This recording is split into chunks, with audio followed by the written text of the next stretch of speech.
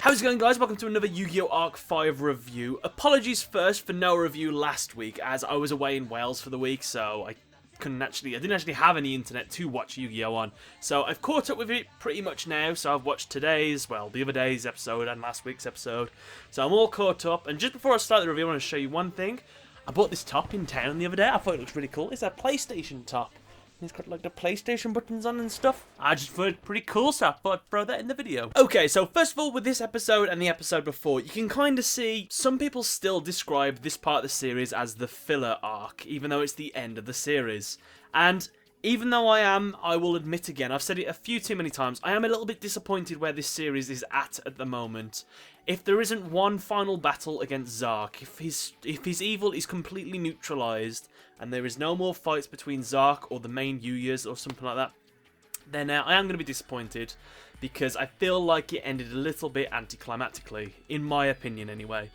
But what's happening at the moment is, it's kind of just sort of a run through memory lane. We've basically come back to the start of the story. We're now going to jump through all the different dimensions we've been in I think reverse order anyway. Oh no, it's not reverse order.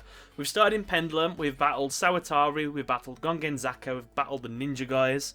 So then next we're going to we've gone to the Xyz dimension, we've battled Dennis, we saw Kite, we saw Asta Phoenix, amazingly we got to see Grace and Gloria, and we got to see Grace being an absolute awesome character that should have been in the series more.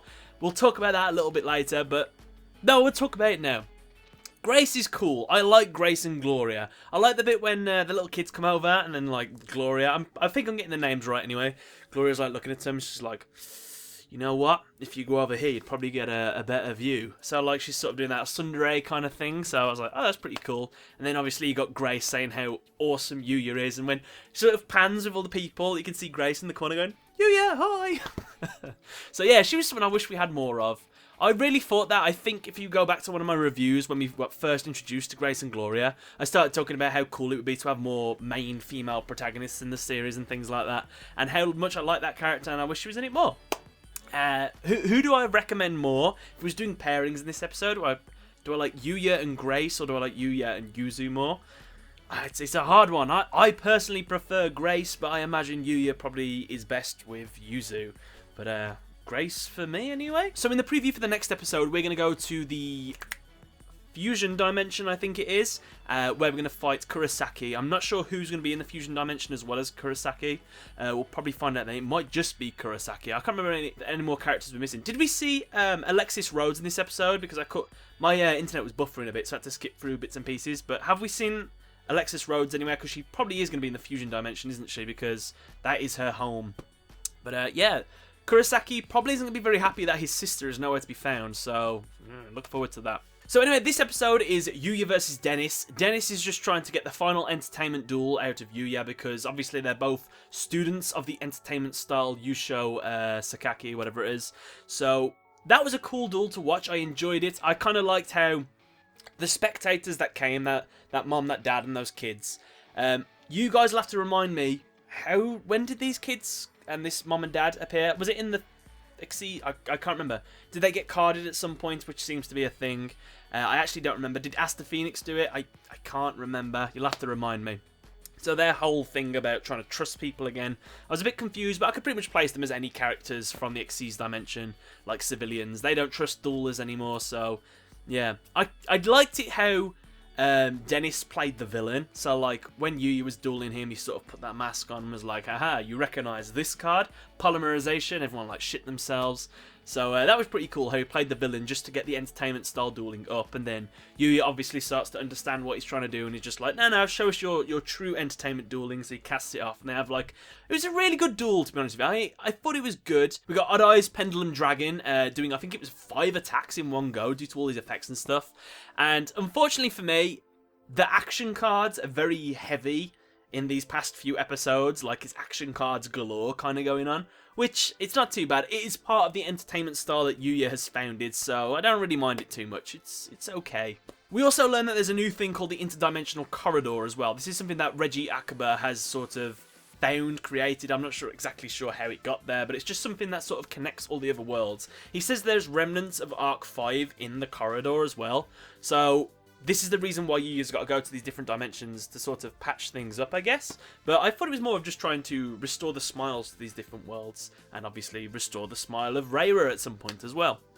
So hopefully we can find the other Yuzu girls as well, so I hope they turn up at some point. There was one moment that I want you guys to explain to me.